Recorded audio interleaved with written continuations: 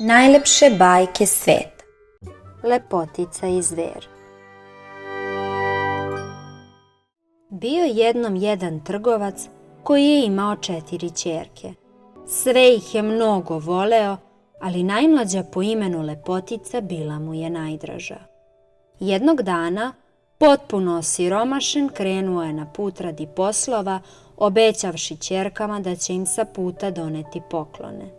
Starije sestre su zatražile skupocene poklone, a Lepotica je zatražila samo jedan cvet. Poslovi su išli loše i jadni čovek, vraćajući se noću kući, u snegu izgubi put. Lutajući tako, iznenada se nađe ispred neke prekrasno osvetljene palate.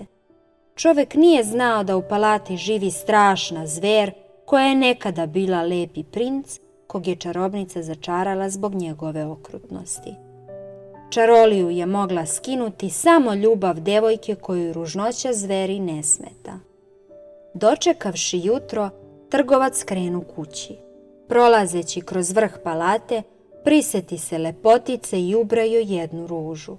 Tek što je to učinio, pojavi se strašna zver i reče trgovcu da će ga kazniti smrću. Sav uplašen, trgovac stade moliti da ga poštedi i da mu dozvoli da se vrati ćerkama. Zver je pristala da ga pusti, uz uslov da mu kao zamenu pošalje jednu od ćeri koja će pristati da umjesto oca primi kaznu. Za put mu dade i skupocene poklone. Kada je stigao kući, očajni otac sa tugom u srcu ispriča svoju strašnu priču. Na veliku radost starijih sestara, Lepotica se odmah ponudila da ode umjesto oca. Tako su zajedno otišli do palate zveri gde se otac teška srca rastao od ćerke.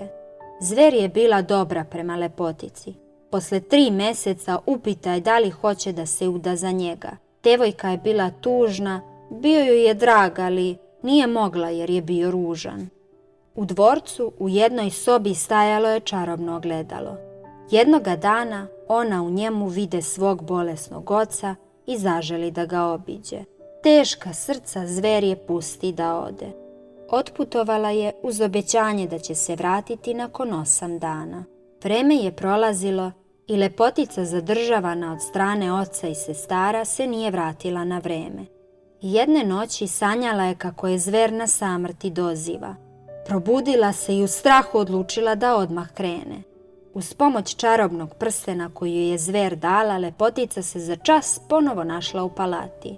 Zatekla je zver kako umire od tuge za njom. Tad je shvatila da i ona njega voli i to mu je i rekla.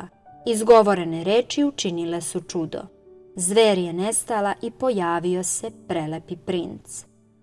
Ljubav su krunisali brakom i srećno su živeli do kraja života. Hvala, pogledajte još lepih bajki.